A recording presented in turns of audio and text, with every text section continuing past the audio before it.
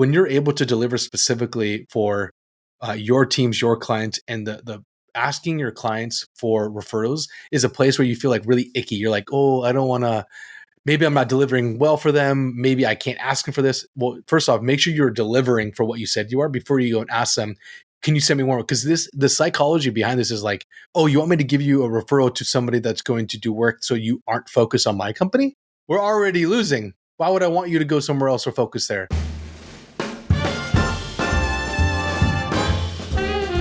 What is up, party people? Welcome back to the Epi. And again, this is not the pod. This isn't the podcast. This is the Epi, and it is going to be an epic Epi that it is. This week is interesting because we're coming at the end of Q4. You know, we're still about to jump into April, and a lot of this movement, right? We look at deal flow, and usually we want it to close as fast as possible. And we have our levels of deal flow coming in. And what Josh and I are talking about is like, we're running some paid media. We're doing our cold email. We're doing our cold outbound. And all these things kind of start to stack, especially as you're in that agency phase of going from 10,000 to 20,000 to 50,000, 50,000 plus. There's this large subset that is extremely, extremely important and becomes very, very reliable over time as you continue to deliver. And that is referrals. That glorious, glorious mailbox money, baby. That's what we're all here for. But seriously, like what we'll talk about is how do we get our network of referrals to start referraling? And that is a real word. That's a word that I'm going to use. That's a word I'm going to actually coin, kind of like the Epi. It's in the dictionary. It's there. I promise. You look it up, it'll be there. Referraling.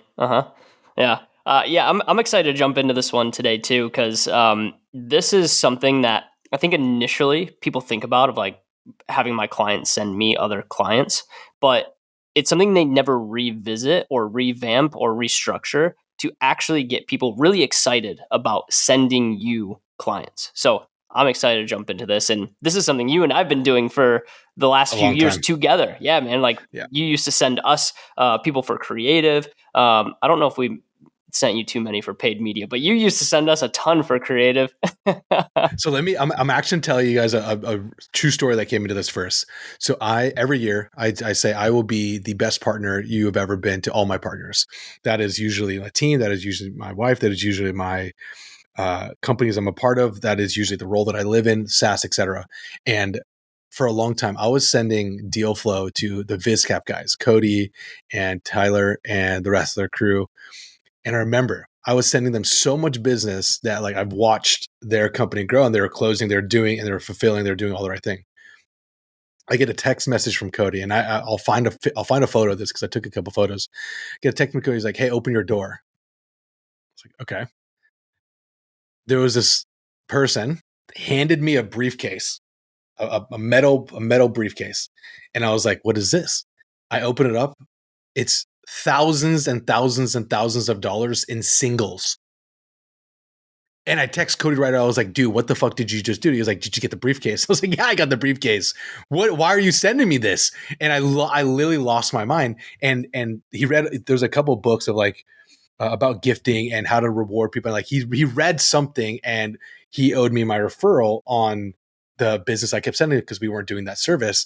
And I remember myself, I was like, I will never not have the opportunity. I will never not send that person business no matter what for the rest of my life, because A, the way that he gifted, and B, the way that he took care of me on that referral. And it's not always just money. So I want people to think about like referrals is inclusion, involvement, et cetera. And there's so many different people that we in our agency space could be thinking about this. And Josh, your perfect example was we ran paid media. It was very congruent for us to run paid media and get content. So the relationship that you and I had, and you might want to, maybe you can go into it because I think you were the one who established it with me. But like people fuck up what they do. They go, oh, 10% is the normal referral fee. Yeah, I'll pay you 10% for the next one lump sum, or actually it's going to be 6 months. Actually, it's going to be a year. And there's a couple of different structures of doing this. So talk to me about where you like people to begin. Yeah, I think on the beginning side, I don't think 10% is necessarily a bad thing. It's so common in the marketplace that it kind of becomes that, oh yeah, like I'm gonna get paid 10%, right? which is not necessarily a bad thing. But then you also have people that will come to you and they're like, "Hey, I don't even want money." Like I've even heard you say that before. Like, "Hey, man, I'm just going to send you people. Like you don't need to compensate me." And our knee jerk reaction would be like, "Oh, okay, cool, well, sweet, thanks, man." But you're not incentivized to send us anything if we're not paying you. And if you have someone that does that and they truly do refuse money to you, then I would start lumping that into some sort of gifting payout, right? And what I mean by that is know the person that you're talking to and start tracking all of the payouts that you would normally send them. And instead of sending them just like straight cash, send them the craziest gift that you possibly can do. And the perfect example that I remember from this is when Gary Vaynerchuk was trying to land a client, and this is just like the art of gifting, right? He's trying to land a client, and he sent him a signed Boston Bruins jersey to the client that he was trying to land, just to try and land that specific client. So sends him this Boston Bruins jersey, and the dude's like, "Dude, thank you so much." It was probably a $1,200 jersey that he sent to him,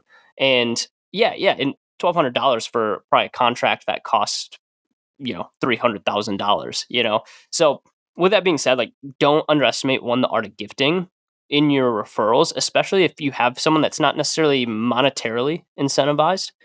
That's a really good starting point. So understand, are they monetarily incentivized, or like would a really thoughtful gift weigh a little bit heavier for that person? Well, this to me is like very important in knowing like if you're gonna it's relationships, right? If you're going to build, there's a time and space. Like for me right now in my where I am in my business, people would just view referrals as just you're kind of an affiliate, and that's one way of thinking about it. I don't think that is the total and correct way at all times, but it's a very interesting conversation around what is most important to the person that's sending you this business. Because a lot of the times here, there's a lot of people on the referral side, especially with relationships of service business to SaaS.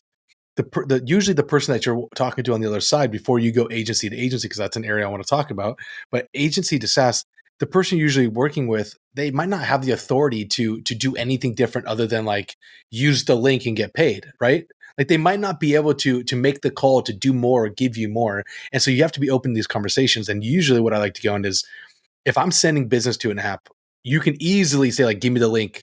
I want to get my referral on this. But the second best question that you can ask them is like, do you have any other opportunities for content or distribution in the next month or 2 months? Can I be involved in that? Can I be at that summit? Can I be in that content? Are you doing any blogs? The more amplification that you can give them without anything asking in return, because you're not only going to give them the business, but then you're going to give them a piece of content and give them distribution. So you kind of have a little bit of leverage here. And now look, if you need the money, you need the money. That's another thing that to talk about. And referral money, affiliate money to the agency using Shopify, using Triple Whale, using all these other tools, that's a real revenue source, especially at a significant size.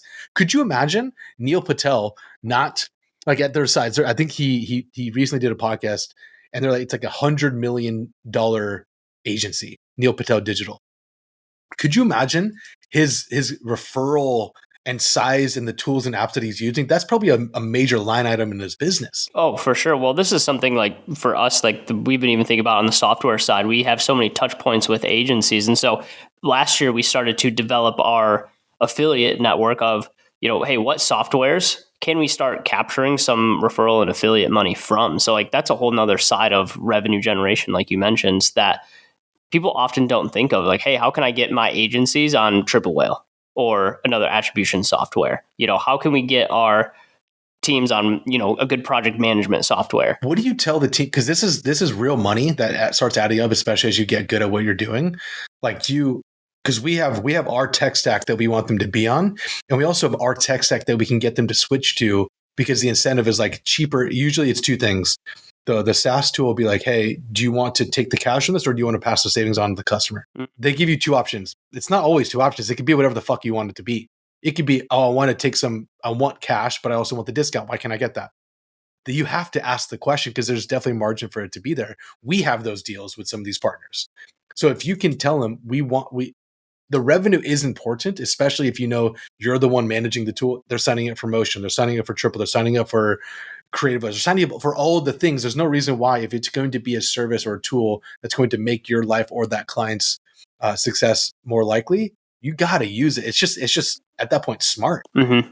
Yeah. And I think the way that agencies should be structuring their referrals as well is they have to get a little bit more creative with it. Like you mentioned, like the 10% referral fee just doesn't like, I don't know, it just doesn't move the needle. It doesn't get people excited. So what we do is we kind of gamify our referral structure for our consultancy. I wish we would have done this inside of our agency as well. And what do you mean? What do you mean by this? Yeah, so we put a tiered structure in place. So essentially, you give us something, you get something in return. So for us, like we're always looking to build our marketing assets, and every business should be looking to build their marketing assets. And what I mean by this is things like Google business reviews, recommendations on LinkedIn, testimonials, and case studies. So what we do is we take each of those concepts, and I use those three because that's exactly how our structure works. You leave us a Google business review, you leave us a recommendation on LinkedIn, your referral bonus increases by $500. So every client that you bring us after you do this step of leaving us a recommendation on LinkedIn increases by $500. So the referral fee starts at a lower tier and then it starts to incrementally increase. If they just do really simple tasks like leave a recommendation for us, it is one really effective and it gets them excited and bought in to them kind of starting to refer you because it's like it's kind of like a video game, right? It's like achievement hunting almost, where you get an achievement and you've unlocked the next tier. And so that's essentially what we've done with our clients is, hey, leave us a recommendation on LinkedIn and your referral fee is now worth $2,000. Leave us a Google business review. Every referral you send to us is now worth $2,500. Hey, leave us a case study. Now it's worth $3,000. And for us, like we'll pay and we'll lose money on the front end on some of these referrals because of our lifetime value. So make sure you understand your lifetime value, what you can actually pay out. But when we tell people like, hey, I want to pay you 3 to 5K, depending on the referrals that you send us, that gets people excited. Like 3 grand, like just for making and all we require is that you send the person to the right email, right? So you just connect us via email, and then it all goes in tandem from there. Like it's really easy for us to track that, attribute it directly to you, and say, sweet, here's your payout for the month. You sent us 2 referral. Here's 6K. Straight cash into their business. There are some people, and especially I think this works for some businesses, and I think it might not work for other businesses. For businesses that it doesn't work for, that they're just accepting cash from, it comes off their invoice. Like that's the most logical place to put it or take it away from, is like, you sent me X business, your invoice is this, here's what that fee would have been. Yeah, I know you might not want to take any money, but you have two places for this to go. It goes into we can apply that credit towards another thing, assets. It can go towards Google. It can go towards whatever you want it to be. I think you, as the owner of your service, need to be very understanding of where two things. One, if someone's giving you business and they don't want the money back, it should go off of the invoice. That's usually the first place that you can start at if they aren't going to accept the cash. Two, it can go off of, okay, well, you actually need more assets or creators or things to do our job better. We'll use what we would have paid you to go pay for that ourselves, and we take that off. Showing it on the invoice, showing that we're actually giving them a deduction is very important as well. Because when you said that, I was like, okay, where wouldn't this work, and where would people get this really, really wrong?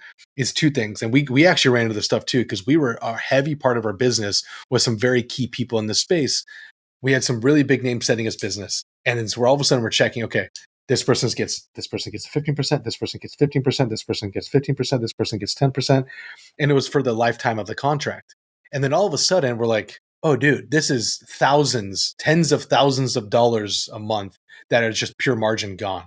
And that's really expensive. It's very expensive. And that's where I personally, I do not treat our referral partners like like a traditional affiliate. I think the affiliates that made that popular are software as a service, of like that recurring fee. I don't think that's sustainable with a referral partner in the agency space because one, the tickets are different, the life cycles of clients are usually different as well. And so for us, we treat all of our referral partners as like independent contractors, almost like a closer, right? So your sales staff, like normally you would pay your sales staff roughly 10% of contracted or a percentage of cash collected, something along those lines. So we treat our referral partners as the closer in that scenario, that's why they have to refer it to a specific email. So all those referrals, they come straight to me because I don't pay myself commission on closing a deal. Now, if I had to send that to my closer, I would have to pay him 10% of that deal. And then I would also have to pay 10% or whatever the contract value is to the referral partner as well, which would put us majorly in the red. So for us, when we're structuring these referral partners, you have to also keep that in mind, and that the agency space is a little bit different than the SaaS space. Well, it's funny because we had to fix it because we're losing a ton of cash. So we had to do it a certain way because I agree that a lump sum, most people would be happy with this. I think more people is happy when you give one referral and you start collecting for a period of time. Like that's, again, like you mentioned, that's affiliate. That's a beautiful business to be with it, and it's a heavy incentive for people that might not do work with you, but they're a great referral source. And there's a lot of people in our industry that do this. Great things. It's important for our business to do it. So the way that we got around this is we started looking at it in chunks of 6 months, and you mentioned it, based upon the LTV of your normal retention. So we know for a fact 3 months is the minimum that you're going to get with us. So that's the most amount of money we're going to be able to pay for people. So in the first 3 months, they're getting the total referral on those 3 months. So it's a 50% referral on contract, everything. So if they come in for paid, but I close them on paid content email, it's still 50% of the entire contract. By month, from 1 to 3 full, from 3 to 6, it goes down to 10. From 6 to 9, it goes down to 5. And then anything past that, it goes to 0. And so that means they have a good amount of money through all the services, and that we want them to send into it. And this is, we actually did the numbers around this. First off, we don't want to say no to this because it allows me to come back to them and actually get more money. Because say you're in this relationship or get more introductions. Say you're in the relationship and you pay them one lump sum. There really isn't a core reason for you to go back and ask them for more if you aren't continually paying them. You can be like, hey man, like, hey, remember, just letting you know, like, don't forget us, like, we'd love to pay you. Like, it's a weird. I've had to do it. There's a guy named Ryan Rouse. I was like, hey brother, I haven't given you a referral in a long time, or haven't given you a check in a long time, but I'd love, if you have anybody that comes across your way, let me know. It's much different if some of the referrals are still with us. They're collecting that check for me, so their only memory of me is a deposit. It makes that conversation a lot easier. Yeah, and I totally understand that too from that perspective. And if you have someone that can kind of manage the referrals for you, for us, I'm a huge fan of like simplicity, right? Within any business. So for me, I'm going to take what I feel is going to be that longevity of the contract. So our average client stays with us for roughly 18 months right now. So we have a very extended lifetime value with our clients. So what I do is I put that in the lump sum, and I kind of bet on our team to say, hey, this is what you would get paid over 18 months for this contract, regardless. I'm going to pay you that upfront in a lump sum, versus us saying, hey, we're going to pay you out incrementally, but it's like kind of like lower ticket. It's like, and that recurring revenue, I get what you're saying from like a psychology standpoint. Like it kind of feels like you're stacking, you're starting to get those. But for me, to manage all of that, to say, okay, this person dropped off, so we have to take that out of the equation now, and we have to adjust that referral bonus. Like for me, like, hey, I want to pay you one time. Thank you so much. Here's a stack of cash that's going to be impactful and is going to hit your bank account. And you're going to be like, huh, that was a lot of money. Thanks. So there are two different ways of looking at this, and I don't think there's necessarily a right or wrong. I see where you're coming from, for sure, but I think especially if you're a younger agency and you don't necessarily have the staff to manage that, because here's what happens is if you don't have someone that can manage a more robust referral payout structure, you're going to probably drop the ball a few times on either payouts. And the last thing I ever want is my referral partner coming to me and saying, hey, I didn't get my payout this month. Where is it? I want to be able to say, cool, we paid them. It's really simple. I check it one time a month and I say, all right, here's everything we commission from referrals. Send out the checks or send out the PayPals, right? It's so true, dude. This is the worst feeling I ever had, as someone having to be like, hey, did you send that? And I'm like, oh man.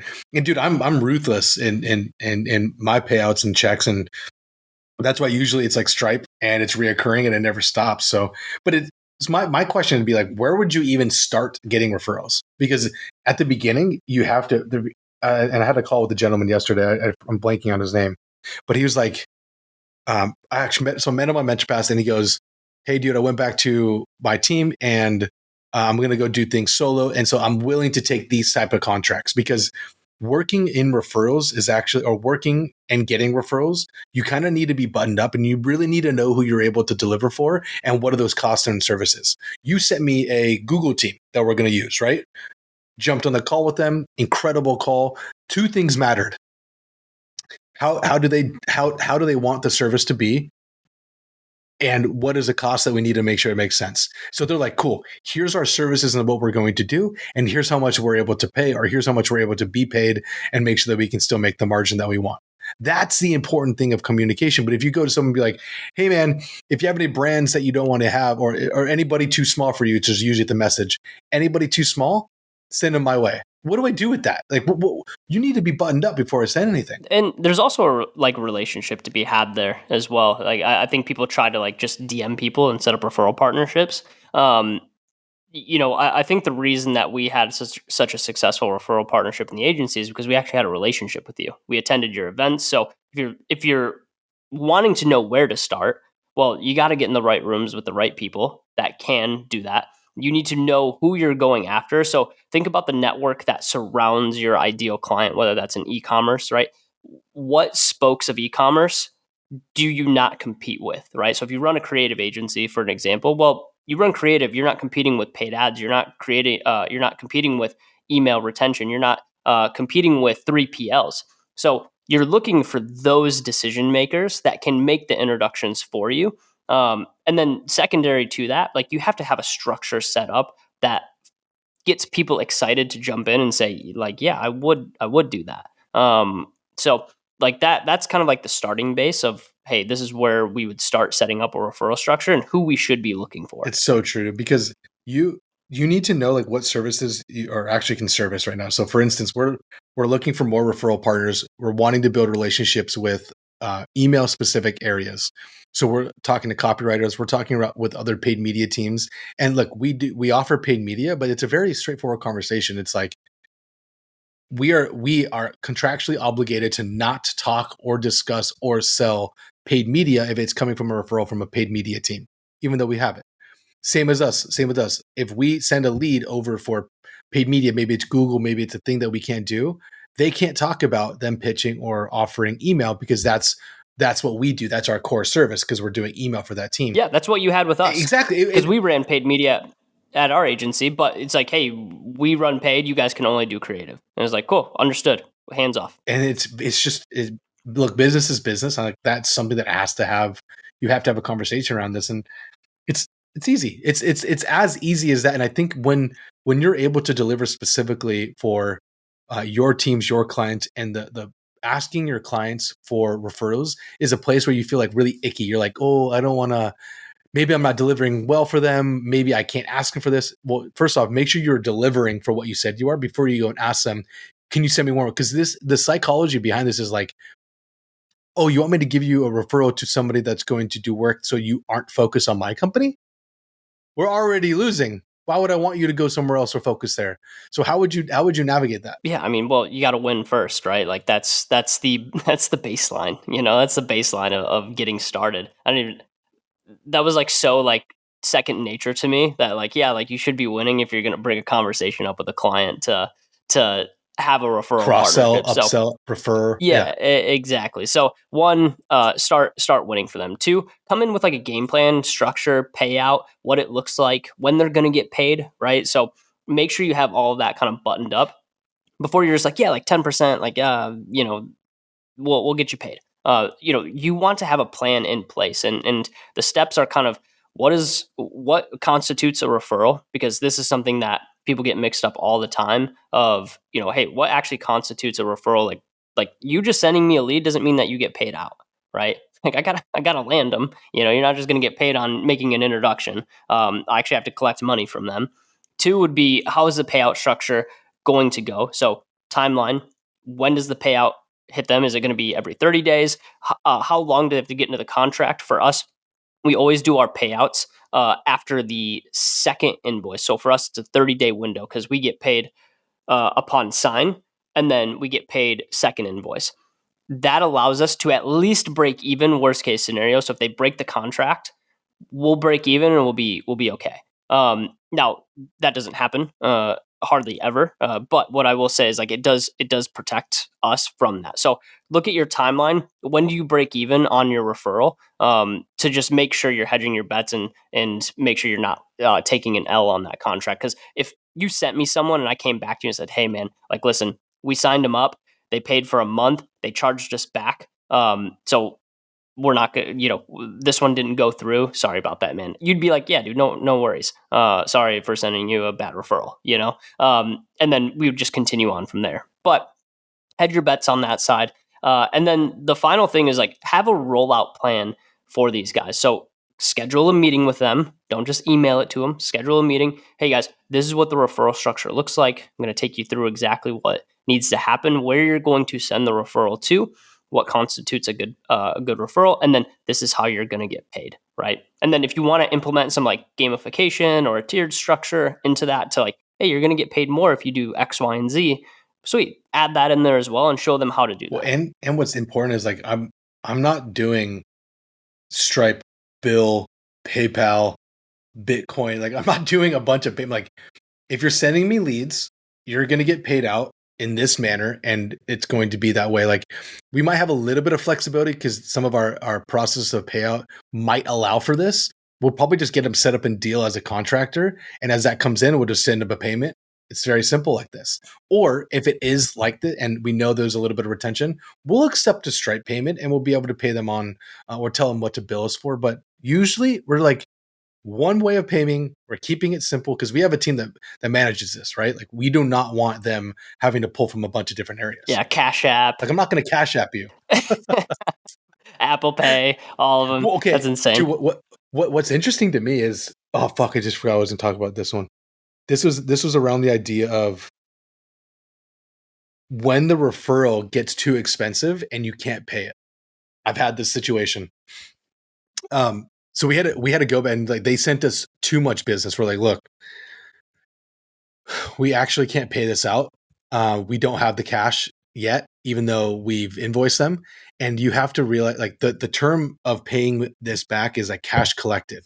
So we can't pay you until the cash is collected in our bank. And then once that is, then we pay you 15 days at. So it's a net referral payment 15 days from cash collected because we're chasing down cash from our or from our partners. And in our mind as a referrer, and I think about this way too.